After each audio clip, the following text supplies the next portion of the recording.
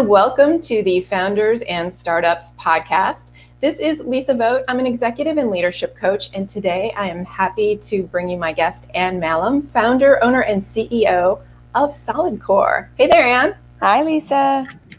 Thanks for being with me today. Of course. I want to just read you a brief intro about Ann, and then we're going to dive into some really great topics. She's going to tell us all about the organizations that she's founded and where she is on her entrepreneurial journey. Ann Mahlum is founder, owner, and CEO of solidcore, a rapidly growing fitness company. Starting with one studio in 2013, solidcore now has 66 studios with many more coming very soon.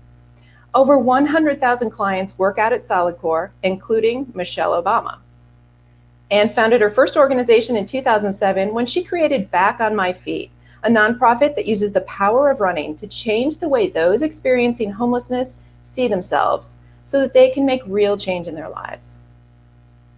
So that's just the short bio, Ann, really short bio. There's a lot more that I could have said, and we'll get into that organically as we have our discussion. Yeah, hey, I'm curious, when you meet people and they don't know you and they don't know your background, how do you describe yourself?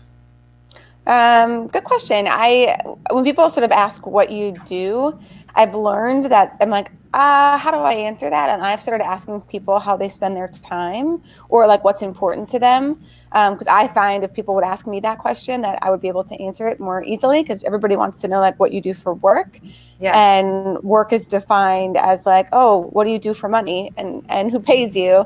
And it's just kind of an interesting way to think about life. But I describe myself as an entrepreneur who likes to create and build with purpose. And I am currently spending the majority of my time on a fitness company that I started 6 years ago. Nice. Yeah. And I bet that opens the door to all kinds of interesting discussions with people, and it'll go in whatever direction it needs to, depending on where that person is at in their life. Yeah, definitely. It's interesting. My boyfriend and I were talking a lot about that recently, about just like defining work. And people usually only define work as in what you're getting paid for. And, we both of us work out a lot, and it's like, I'm going to a workout for 15 minutes at solidcore. Like, that's work. That's like harder work than the majority of time you spend your day, even though no one's paying you for it. So when you start to break it down, I try to look at like the quality of my time and what I'm doing to contribute, to better myself, to make positive quality choices as it relates to my health, my intellect, my mental and emotional well-being. Yeah. solidcore is work. It's a lot of work. Yeah. It's a lot of work. I think anybody who's ever done it would agree with you. Yeah, I've done around 20 classes, and man, it always kicks my ass. I'm like, I have to go lay down after I'm done. But, I'm in the studio and you talk to people and you ask them how many classes they've done, and people are like, 232 classes. Like, yeah. It's impressive. They know how many classes they've done, and those people that have done over 200 classes are super fit. It's pretty impressive. Yeah. And I think, we're not big into sort of tech in the studio. We're not wearing like Orange Theory or something else where you're tracking all of that stuff. And that's kind of been our way to help people stay connected and feel proud of the effort they're making. You ask people like, how many breaks did you take during class, or exactly how many classes have you been to? So it sort of speaks to the community without having all of the data involved, of whether it's your, again, heart rate, how many calories you're burning or whatever. So when someone says I've taken 200 solidcore classes, what type of person that person is. You're dedicated, ambitious, hardworking. So it's kind of this great opener for people to ask each other in class. Yeah.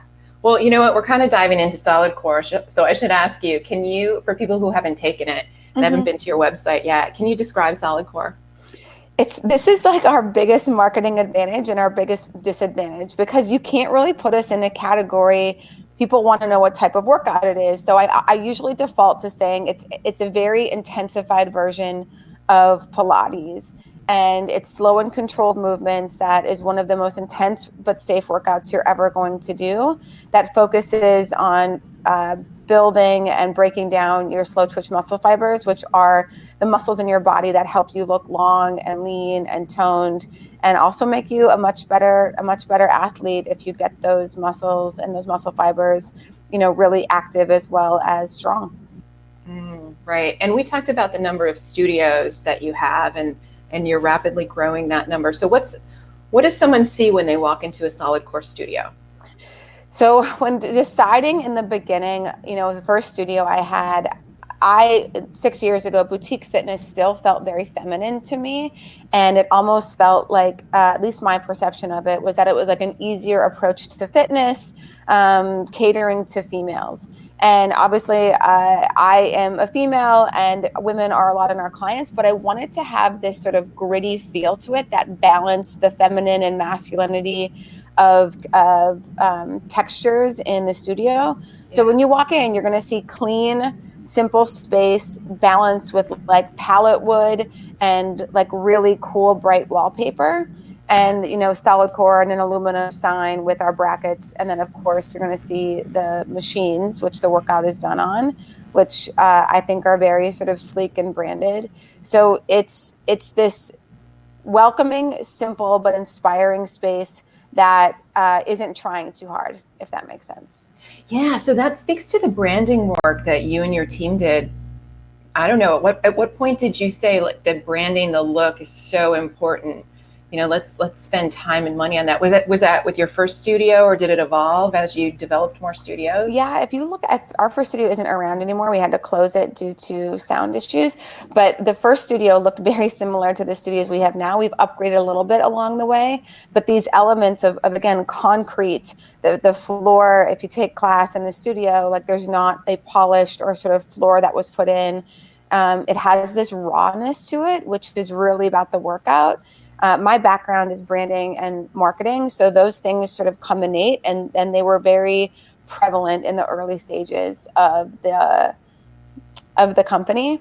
And so it hasn't evolved that much, but just like, and I know we'll talk about the nonprofit that I started, but I've always felt you have to pay attention to branding in your name and in everything that you do. If people don't want to wear your name on a t-shirt, or they don't want to say that they're sort of, it's a part of them and their identity, that's very problematic. So I've always been a little bit more in tune to that than maybe a lot of other founders and entrepreneurs. Yeah, it's very evident. It's an important part of the solidcore experience. I think you guys have done a great job with that. Yeah, thanks. And our design team and everybody that's came on board like since then has been awesome in helping us just to elevate a little bit without losing our roots and the character from the beginning.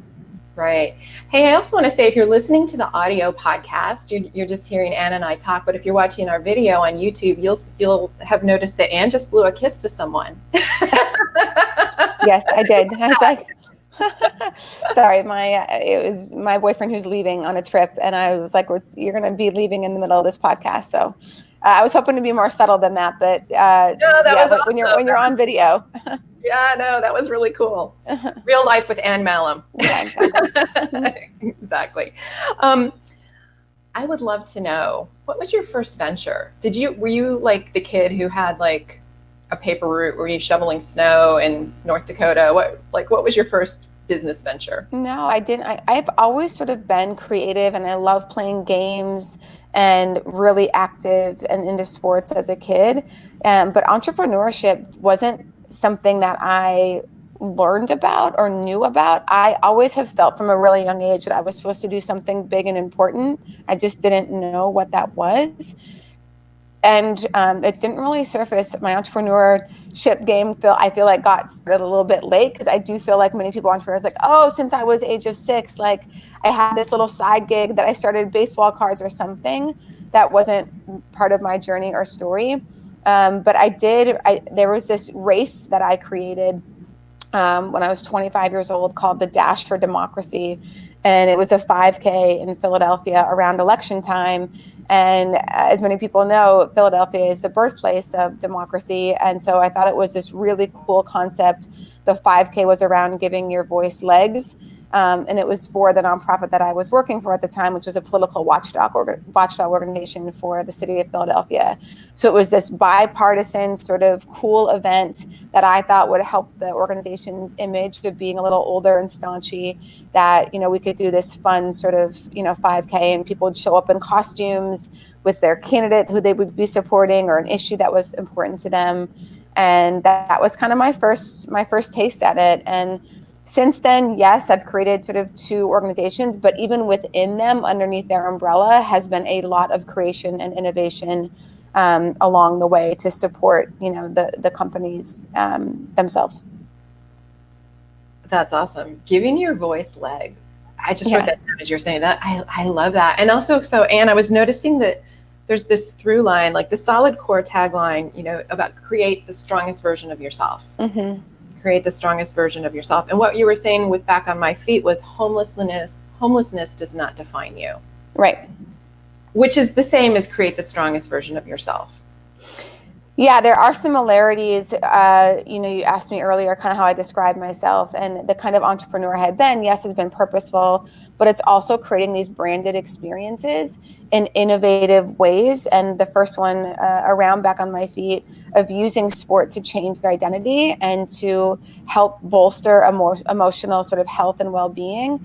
And then with Solid Core, create the strongest version of yourself, felt very authentic to, frankly, who I am and what I wanted people to experience when they came into the studio. And especially like with this day and age, brands need to be authentic or they're going to get like left behind. I think consumers and people are very sensitive to that. If they feel like it's gimmicky or they feel, that they don't understand the ethos or the principles or the values of a company or who runs it, who owns it, who started it, whatever, they're picky. And it's something I've always been really proud of with my entrepreneurship journey is these mission statements that are so powerful and they are embedded in the brands and you can feel it inside the organization, on the website, and it's real. Yeah, brands need to be authentic. Have there been moments this year or the past couple years when you felt like, okay, this is a moment when I need to show what Solid Core is all about? Yeah, I mean, gosh, a couple years ago, I got thrown into the trolls of the whole Trump thing in DC. And it was just like, I felt really bullied. Ivanka Trump came in and took class at Solid Core, and she came and took under an alias. No one knew she was there. She walked in with Secret Service, who had guns, and my team just didn't have any idea. And the coach was there, didn't know. So Ivanka is telling this coach that her name is something else, and she's like, "I clearly know who you are." So it was just really. It was a little bizarre, and I was dissatisfied with it, and I said something about it. I thought it was inappropriate and like disrespectful to me as a business owner, and the people there. That she is a controversial public figure. She just is, and she may have not chosen that, but well, I shouldn't say that, but she is, and she should have known that, in my opinion. And I was vocal about it, and I mean the amount of turmoil that created. The death threats that I got, that my family got, it was insane. And it could have been really easy to just like back down and be scared to use my voice politically or stand up for what I think is right. And it's also something I'm proud of, that like I didn't do that, and I still don't. I will still stand up and use my voice and the platform that I've created to protect our principles and our values and what I think is right. And it is my view that if you've got a platform to do that and you shy away from it because you don't, you feel like it's going to hurt your business or you're just not going to have a say for whatever reason, I think that that's a little cowardly. And everybody's not going to agree with my politics, and that is fine. But that doesn't mean that I don't get a voice and don't have an opinion. And I'm not going to be afraid to use it. Yeah, you're really modeling being more of a whole person in business. It is a business risk, but do you agree that if people really have an issue with what you did or what you said and they don't come to Solid Core again, that's totally okay? Yeah, and we say that to begin with, that like the workout itself is not for everyone. It's hard, as we already talked about. It's going to push you, it's going to challenge you, you're going to sweat quite a bit, and we're going to expect you to show up. It's a small group, there's mirrors everywhere. We want you to be accountable, we want you to be a positive force in the room, we want you to be kind. And so like, that's not for everybody, and that's okay. I'm not going to sit here and be like, solid core is for everybody. I think that also makes you sound inauthentic. And so, yeah, if my principles, which are inclusive principles, for whatever reason, don't resonate with you, I gave the example before when I was speaking politics that if someone walked in the room and said, I'm sorry, I won't take class next to somebody who's African American, I would say this is not the place for you to work out. I cannot guarantee that you can take class next to this race or not. This is a welcoming community to anybody who wants to be a part of it, and it's going to treat people with kindness and dignity and respect. And if you're not willing to do that, and we have frankly asked clients not to come back that we have felt did not honor the principles of this company, and we're not treating people in the way that we felt was appropriate, and that's okay. Yeah, that's awesome. I love that. Yeah. Okay, let me back on my feet.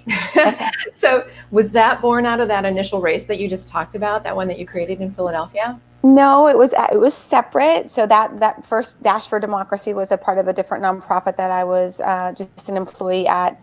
And Back on My Feet came from, frankly, 2 years of feeling frustrated and feeling like I'm supposed to do something important. I want more purpose in my life. I don't know how to find it.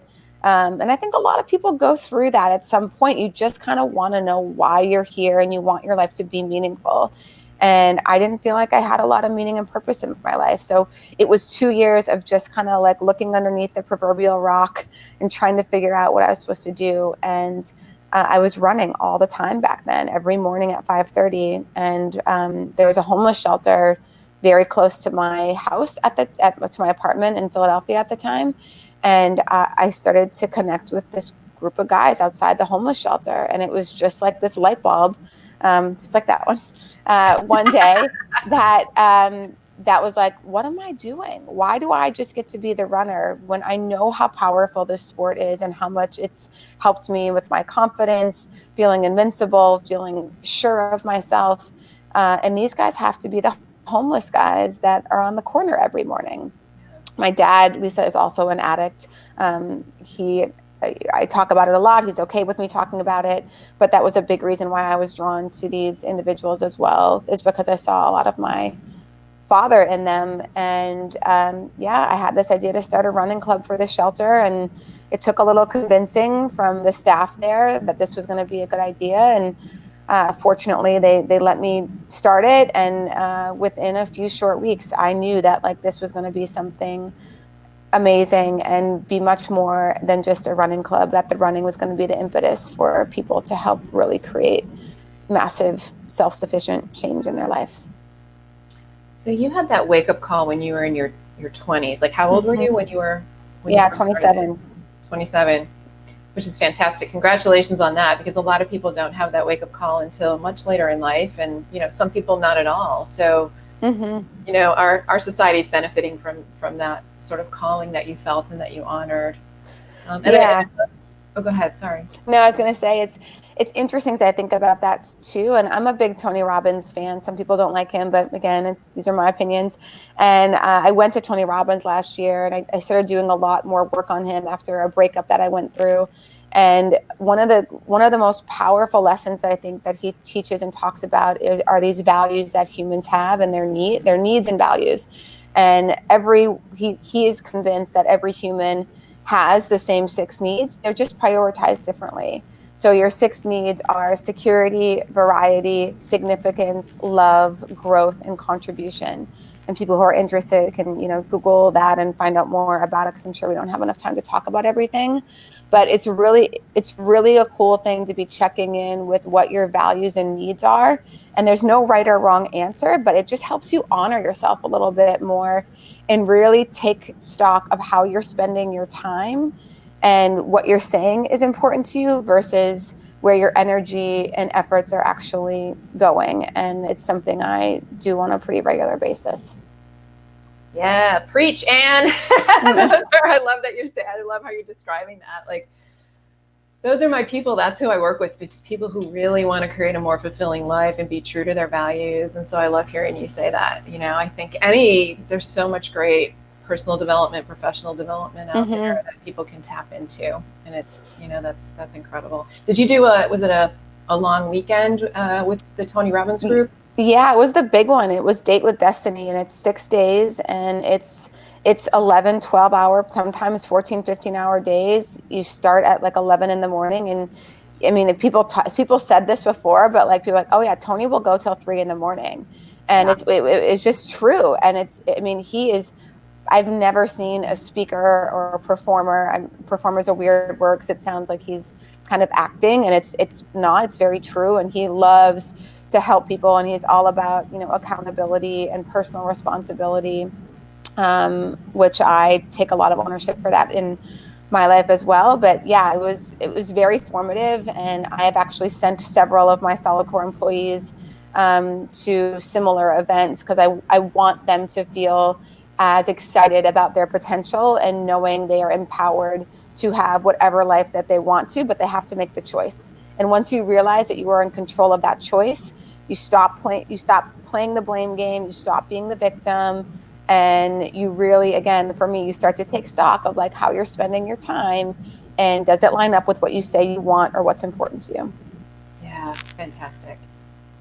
Okay, let's go back on my feet again. Okay. I love all these sidebar conversations. They're awesome. Back on my feet. So what was that first run like? How did you recruit the first people to go with you? What happened?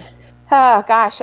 So when I emailed the director of the shelter and I said, I'm Ann, I live very close to the shelter. I run by it every morning, and I've gotten to know a group of guys that are hanging outside there.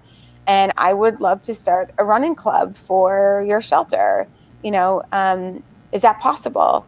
And I didn't hear from him right away. And then I heard back, and, he wasn't as optimistic that the idea would resonate with the individuals living in that shelter as I was. Okay. And, kind of like, I don't know if this is going to work. This sounds like additional work. And oddly enough, like this program, which was a very religious program called the Sunday Breakfast Rescue Mission, did not allow, like the men were not supposed to have any contact with women while they were in there. And when I met this individual, his name was Mr. Dick McMillan, in person, he agreed to let me do this. And I think he saw the purity and the passion in my request and like what I wanted to do. I told them about my dad and addiction and like how I was looking for my own kind of purpose. And I feel like I could be really helpful to these guys. And he said, okay, let me ask and see if anybody's interested. And a week or so later, I got an email with 9 guys in their shoe sizes. And I set up my first meeting with them the end of June in 2007.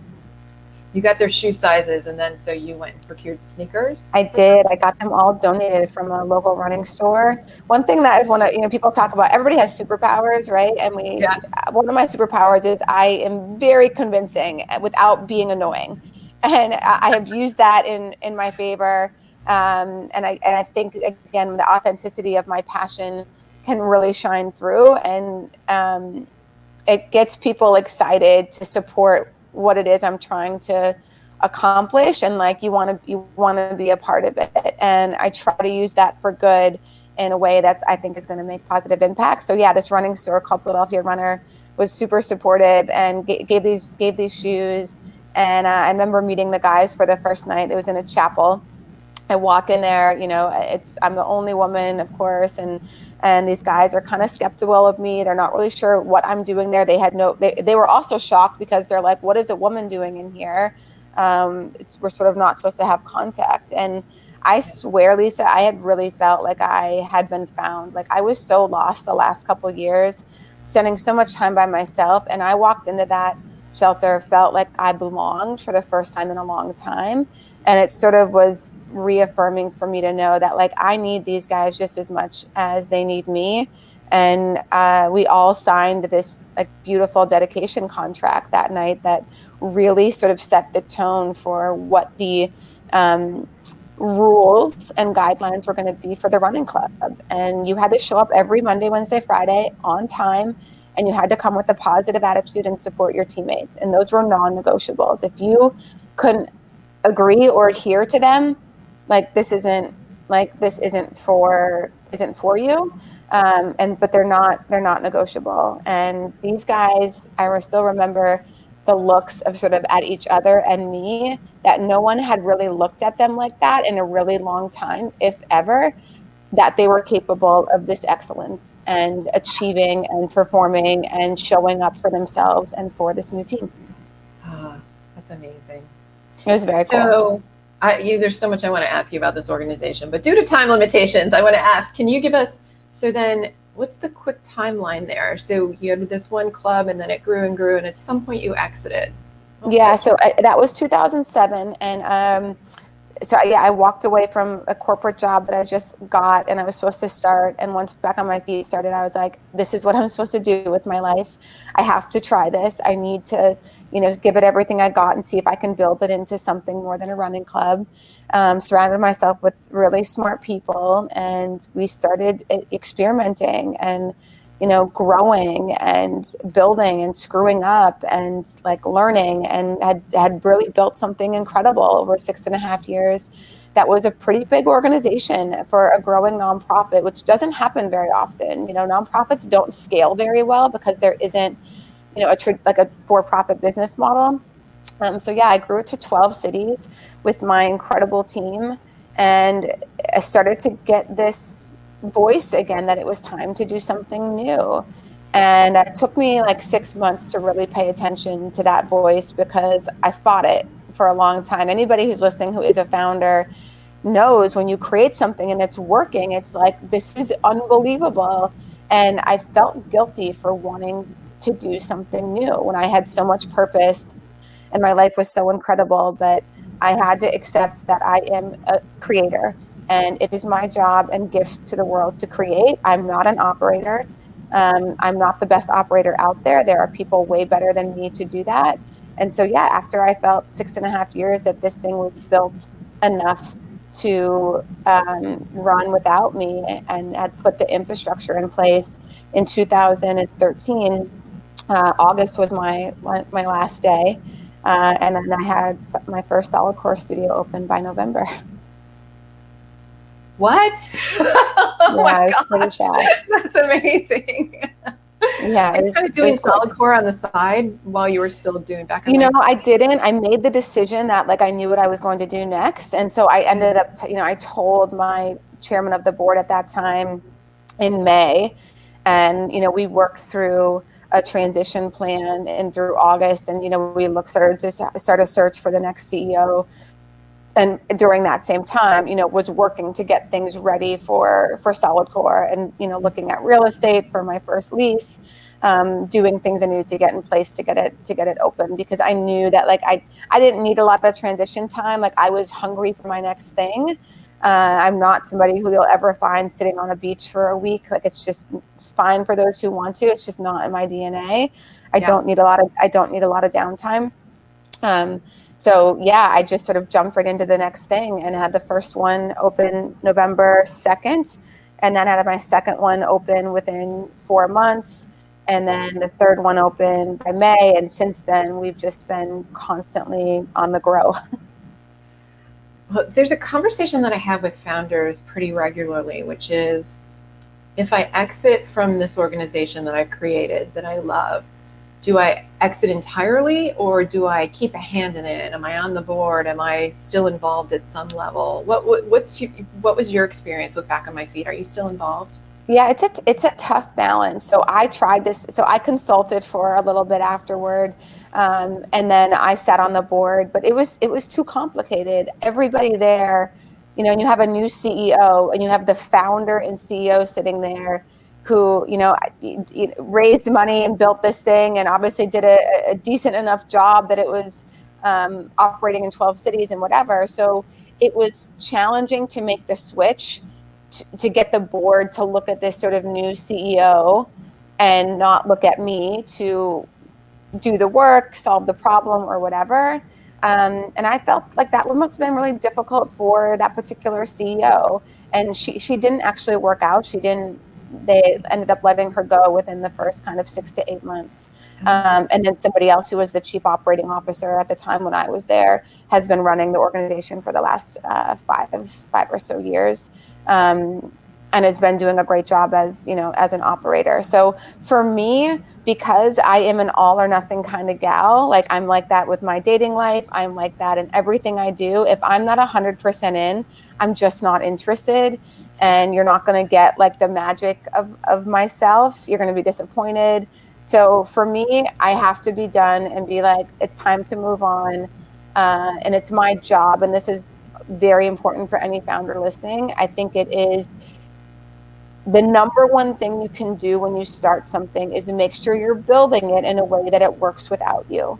And if you're building it around you and that, you don't have enough, you're too insecure to think that this thing will work without you, you're doing a massive disservice to whatever vision or mission you're trying to create, that the thing is so fragile that if you all of a sudden aren't there, it's not going to work. I think that's irresponsible. It's tough for a lot of people. Like when you had the first studio, were you the coach? Were you, and the coach in solidcore is the instructor? Was that you? Yeah. Yes, I was coaching 15, 20 classes every week. But Lisa, that's because I knew that was the best use of my time back then. It's not the best use of my time now. And people who are in the fitness business or any business where you are the forward facing, if I would have built this brand around me and my classes and my coaching, when you're not there and people only want to take your class, like that, you don't have anything that you can scale and grow. Again, I feel that that I need to embody solidcore, but solidcore can't embody me. It's a dangerous sort of equation to go in reverse. But yes, I was coaching all the classes in the beginning, and now I coach, a couple times a week, and I do it I do it more so to connect with my staff than the clients, because I know my coaches are so extraordinary that they are the ones connecting with the clients on a consistent basis. I want to keep my team motivated and involved and inspired, so that they can go out and inspire so many other people. So that's one transition that you had to make from creator to operator. You had to give up coaching and put your trust in someone else, which I imagine might have been hard to do at the time. Yeah, I was just having this conversation actually. People trust differently, and you actually don't have to earn my trust. You have it completely from the very beginning. It might be from my North Dakota roots. Like, I'm a very trusting individual, and if you break my trust, it takes work to rebuild it. But I give it to you sort of right away, and I think people sense that and know that, and most 99% of people honor that, and they don't take advantage of it, and they sort of feel obligated and want to do an extraordinary job for somebody who put all of their trust in them and says, like, I'm completely comfortable with, you coaching here and interacting with clients, and I trust you. And, you don't have to ask me about that decision. Like, if you need me, I'm here, and try to coach my team more so than, micromanage. It's not healthy to micromanage when you're trying to scale something. Right. What else have you had to delegate? As you're growing a company, there's so many moving parts, especially with what you do when you have these studios all over the country. What else have you had to delegate? Yeah, I've been trying to delegate a lot more recently. So I just promoted my chief operating officer to president.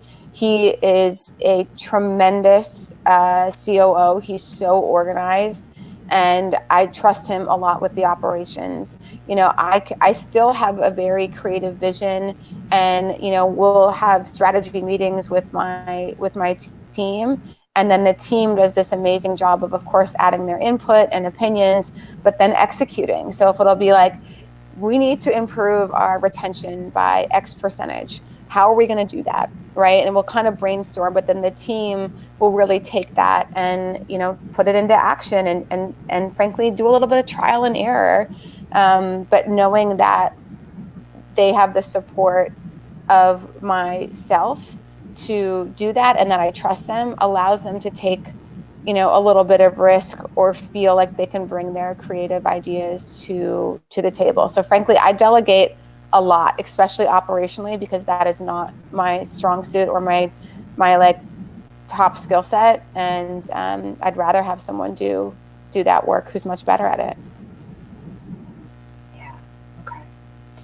Who was your first, or what were your first couple of hires at solidcore?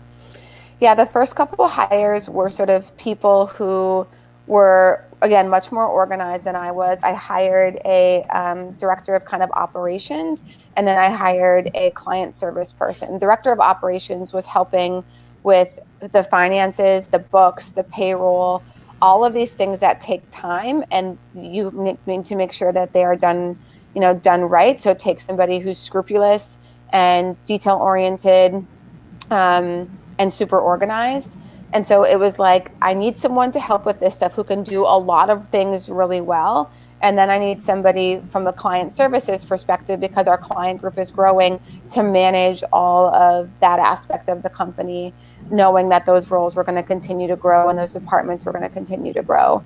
So yeah, and then so it was just hiring people who were like really good, talented, great communicators, who knew kind of the chaoticness of what's going on and that were on board for it because of their so much passion for the company and the workout, and willing to do kind of whatever it took to continue to help the company grow.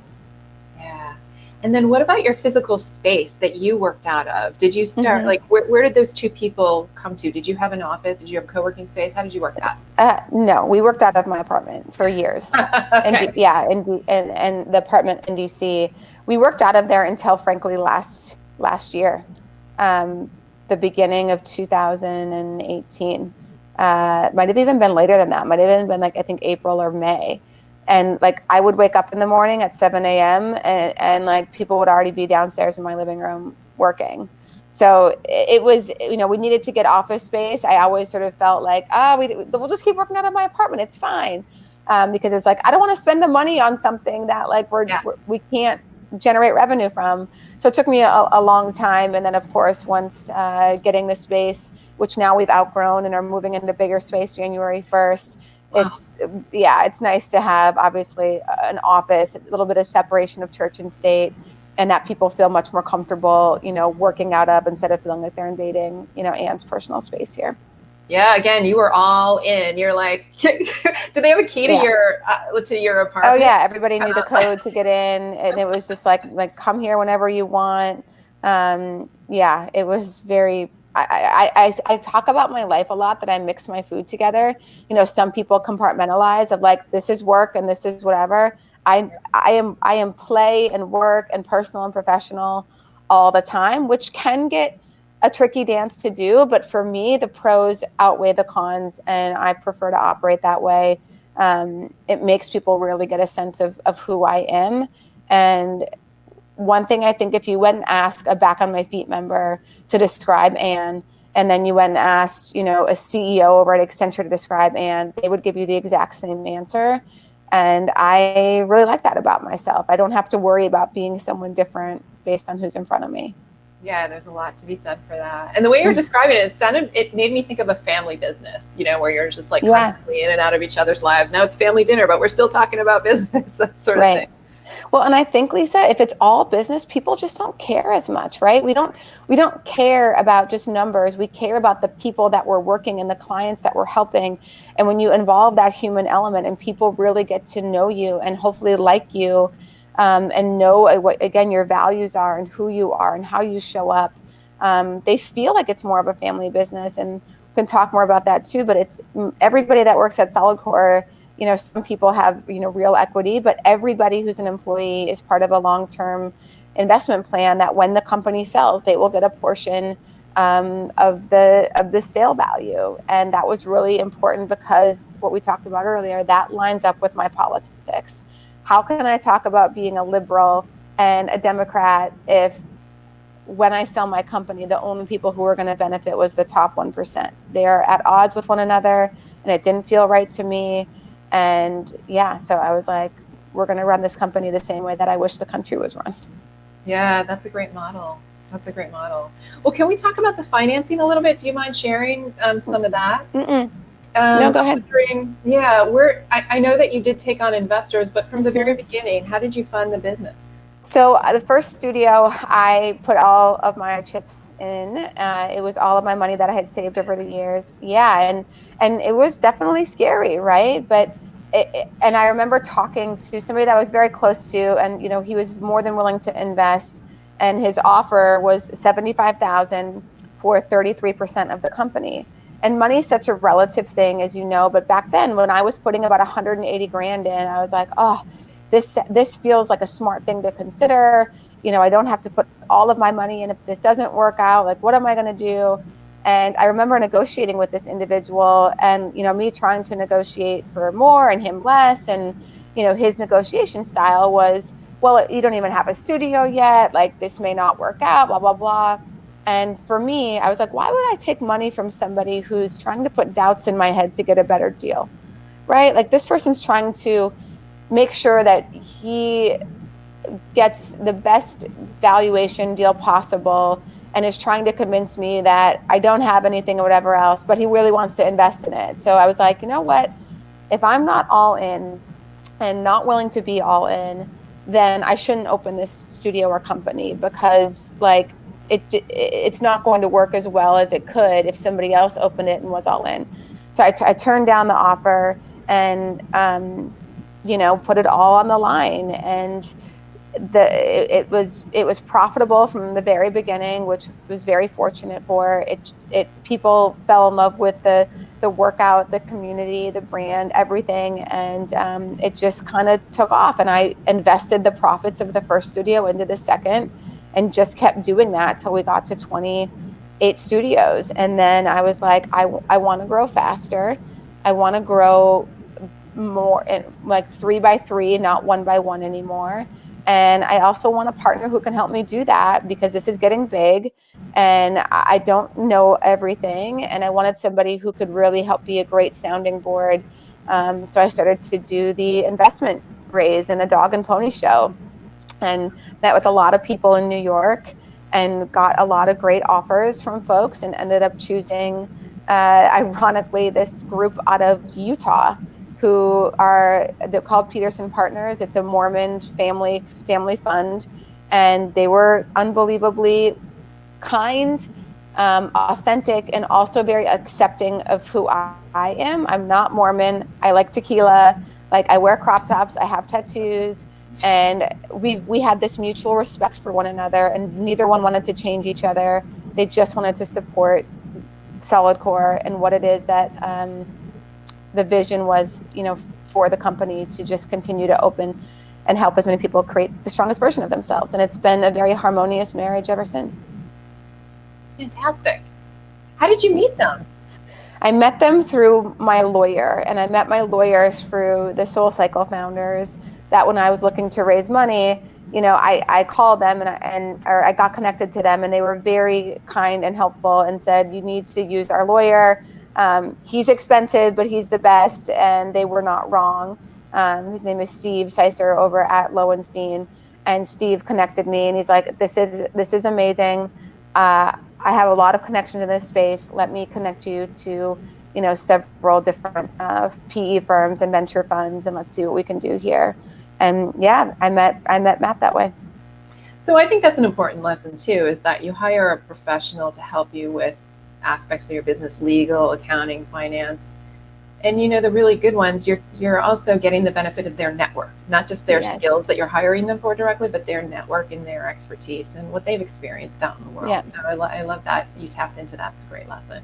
Yeah. Yeah, and the reputation of these people, it's like one of the first things I do is, check into references and resources. And, I was very clear that, like, I don't want to talk to people when everything is going well and great, right? That's not going to tell me anything. Like, let me talk to an entrepreneur that you guys have been working with, that when things got tough, I want to learn what you're like as a partner during those times. And I just got like rave reviews about their character, and it was very clear that they were partners, not just when things were going well, but they were partners when, you hit some speed bumps as well. Yeah. So, Anne, I want to ask you, switch directions a little bit, and I want to ask you about the accident that happened this year. Was it Mm-hmm. Memorial Day? Memorial Day Yep. weekend? Yep. Memorial Day weekend. I know it's had a big impact on your life, probably on the company, but can you share a little bit about what happened? Yes. I have a place down off the Chesapeake Bay, 90 minutes or so from DC, and it is one of my favorite places to go to. It's like literally a playground for a kid, and I love to play games. Like it's got a pool, jet skis, volleyball court. Like it is my perfect summer day. And it was kickoff to summer. 20 of my friends were coming down, and six of us were already there, and we were playing volleyball. And there was a break in the game, and my friend and I decided to go out on the two jet skis that I had. And I went out first, and my hat was flying off. So I stopped my jet ski to sort of take off my hat and put it in the console. And 15 or so seconds later, my friend ran right into me with his jet ski and just didn't see me. The sun, the light, whatever.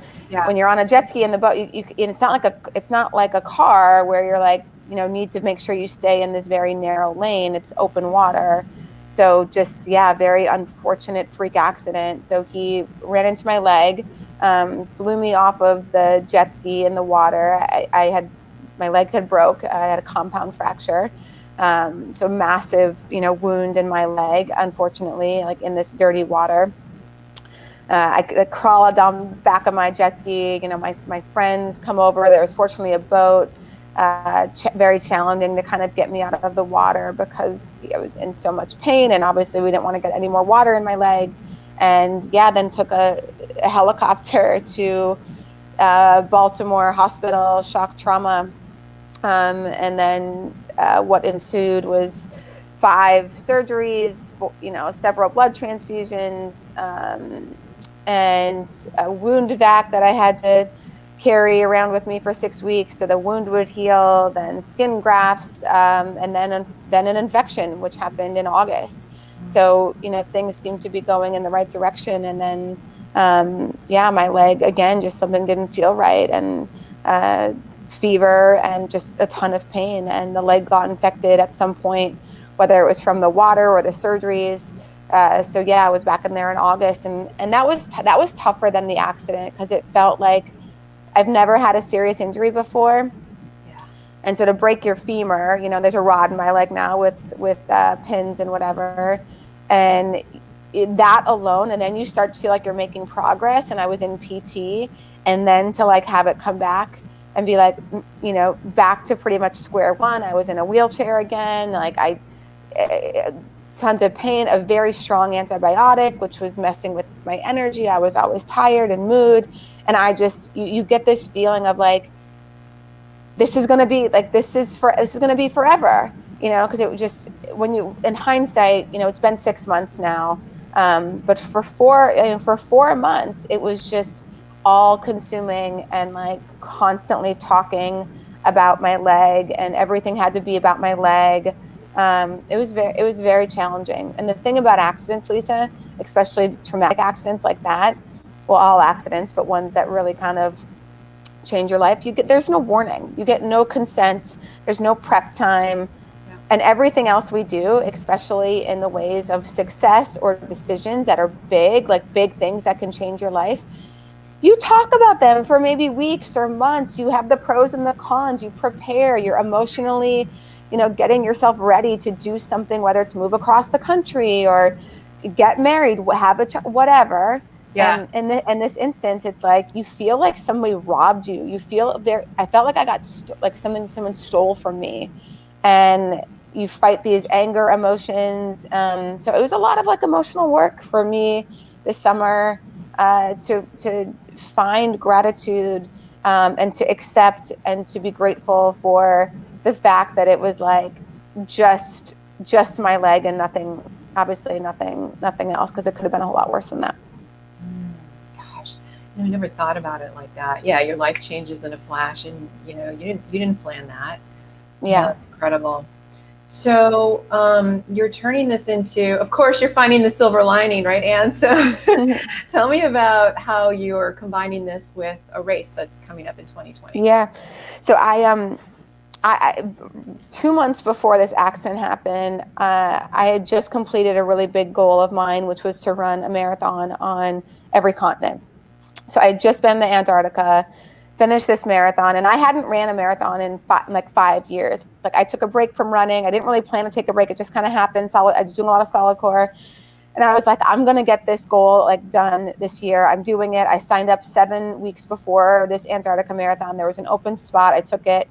And I felt awesome after doing it. I was like, I really missed running. Like I didn't know how much I missed it. And that's sort of, again, then getting back into it. I was doing races, planning for kind of an additional marathon. My boyfriend's a big runner. So after the accident happened, literally after like within the first month of the accident, I was like, I'm signing up for my next marathon. And it's on March 28th in DC. It's the Rock and Roll Marathon. There's nothing special about that race. It just felt like, it was like, okay, this is far enough away. It's nine months from the accident. And it's in DC. So, I can make it work conveniently. And I'm like, I'm going to do it. And even my boyfriend was like, oh, I'll do it with you. And I'm like, if you want, that's, it's kind of like just a thing for me. Like I'm doing this for me to like feel like I'm getting my athleticism and my life back. And then I sort of was talking to a couple other friends. And before I knew it, I was doing that whole convincing thing again. And I'm like, oh, you guys are going to run this with me. And then I went on Instagram and I'm like, well, there's already 3 or 4 people that have been done. I'm like, let's just, let's get a group of like 50 to do it. And before I knew it, it's like over 100 people signed up to do this race with me. And it just kind of kept growing. And then they were asking their friends and saying like, the whole reason Anne is doing this, it's about creating the strongest version, getting her athleticism life back, seeing what she's capable of. The message just resonated with a lot of people. And so it's like, we need to make this more of an official like team weekend thing. So it became Team Stronger Together. And we had to cap it. We have 600 people who've signed up to do, the half or the full marathon. And for so many folks, it is their first race of this distance. And that is so cool to me that this whole thing has inspired like all of these people to be like, if not now, when? I keep saying I'm going to do this. This is the perfect community to do it with, people who, are showing up for each other and themselves. And it's going to be such a special weekend. And I'm really pumped about it. Wow, that's amazing. That convincing thing, you can't turn that off, can you? No, and it's, again, you gotta you want to use it for good. And I know when this weekend is here, when people finish, I remember my first marathon and you're just like, I can't believe that I just did that. And whether it's a half marathon or something, that's doing something that you've never done before, when you have to train for it, there's this satisfaction that is like you can't get it doing anything else. This proud factor of your efforts. And it's just going to be on overload that weekend with all of these people flying around from the country. A lot of my family, my cousins, friends from college that I haven't seen in years. It's just going to be like this massive like love fest of all these people who have decided to come together for something very cool. That's cool. I'm going to put it on my calendar. Yeah, I mean, if you're in Bethesda, Lisa, and you like to work out, I'll be there. Can you run today? It's December 12th, 2019. I'll just put a timestamp for people who might be listening to this later. Can you run today yourself? I have ran a little bit. It's not very comfortable, and it's challenging, like on my leg. Yes, and I don't run with proper form. So my doctors have really said the longer that you can wait to run, and I'm doing cardio, right? I'm doing solidcore 4 days a week. I'm staying in shape and working to make sure that my athletic ability, especially my cardio side, will be ready to do the race. But I'm trying to prolong as long as possible. And knowing my running background, like I said, I didn't run for 5 years, and then this Antarctica marathon, trained for 7 weeks and was able to get it done. So I'm not concerned about that piece. It will not be my fastest marathon, but I will, be running that race. Whew, okay. You inspire me. Wow. Well, yeah, you should join us. I mean, we are full, but I know somebody who can get you in. Thank you. So we've covered a lot of ground, Anne. Thank you so much. This has been Sure. fantastic. Is there anything that we haven't talked about that you want to share before we sign off? I mean, I love to talk about so many things, but I mean, it's totally up to you. I mean, we can dive in more to solidcore, back on my feet, personal development, professional development, yeah, anything that you want, or we can end things here and people can, maybe do a little Googling if they want to learn some more about my background. As you mentioned, a couple of videos, I've done a few TED Talks, and yeah, people can find me on Instagram or obviously come to the solidcore studios. I try to make my way around the country and get to as many of them as I can. Yeah, so solidcore.com. Solidcore.co, actually. .co. Oh, okay. Yeah. Thank you. Solidcore.co. You have a website too. Yeah, yep. Just annmahlum.com. Okay, great. And okay, I'll ask you one final question, Anne. So what would you say to someone who's thinking about starting a company? They have a desire to start a company, but they're afraid of taking the risk. They're addicted to that paycheck. Yeah, then I think it's really, again, looking back at the values and principles and priorities. A lot of people love the idea about something of themselves, and that's sort of enough. One of my other favorite authors is Mark Manson, who talks a lot about identity. And one of my favorite sort of chapters in his book talks about his friend who is an artist who has been talking for years about, going all in, putting his artwork online and like trying to make a real business out of this. And he never does it. And Mark Manson's description of this, I thought, was so spot on, because we all have so many friends like this, and we've all been this person too, which is, it's so much easier to be an artist that nobody knows over an artist that nobody likes. And as long as we have this dream of like, oh, I have this idea that we keep talking about, it still remains the possibility. But if we actually try it and it doesn't work out, then all of a sudden it's a failure, or it's something that didn't happen. And that is too painful to think about. So it says this future tense thing that could always maybe be a possibility when the time is right, when all of these other things line up. But if you actually go for it and it doesn't work out, then you're like, well, now what? And it's really scary for people's identities. So my advice is really think through the reasons of why you want to do something. And it's with a relationship, marriage, kids, all of this stuff, and have a good answer. If it is, I wanted to start solidcore because I have had my fair share of body issues. I've looked at my body for years and never been proud of it, always been ashamed of it. And I worked out so much and so much food stuff. And I'm like, after starting intensified Pilates and knowing what I could do with solidcore, I was like, I want to share this with as many women as possible. I want them to feel what I felt. So there's this driving force that almost didn't feel like a choice. It felt more like an obligation. And it was like my honor to get to do that. Terrific. Thank you so much for sharing that. Thank you so much for sharing everything that you've shared today and for building solidcore. Yeah, well, I got an incredible team. Makes it easy. Nice, nice. All right, Anne, we'll talk to you soon. Thanks, Lisa.